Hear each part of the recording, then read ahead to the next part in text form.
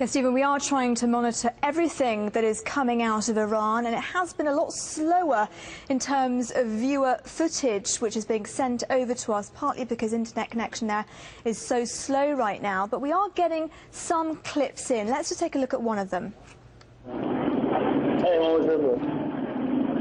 Well, you can see this is in the bazaar section of Tehran, close to the parliament, and convoys of police cars going by. Also, what appear to be besiege and police on motorbikes as well going past. So a huge presence, as Ali Reza Ronaghi was talking about as well, on every street, on every corner, watching people and looking out for people. Let's just go on to another bit of video we've received as well.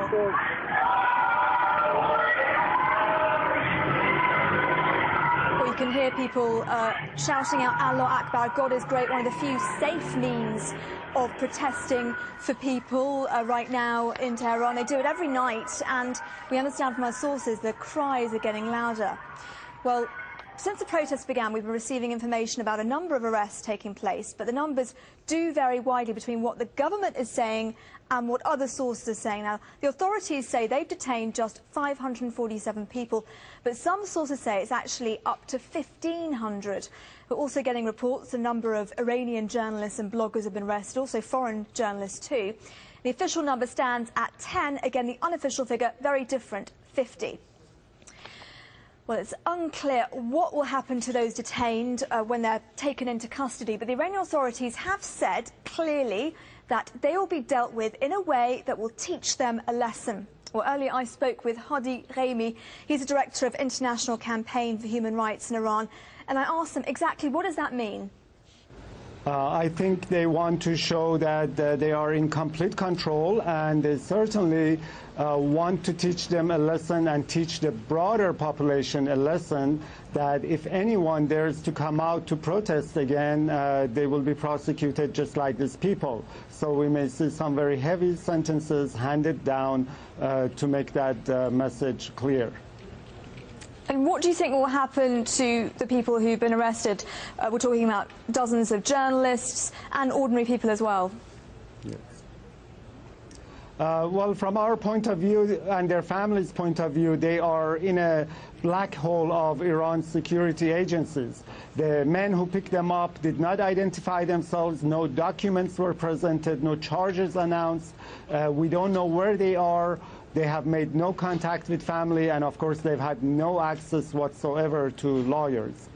So what can they do now, then? Government making it, the way that the Iranian government slowly revealing its plan by setting up these special courts, their plan is to prosecute people, charge them, and sentence them.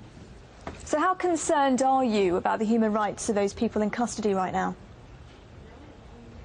Very, very concerned, because based on precedent of what we had seen over the years, there is really no sense of justice in Iran.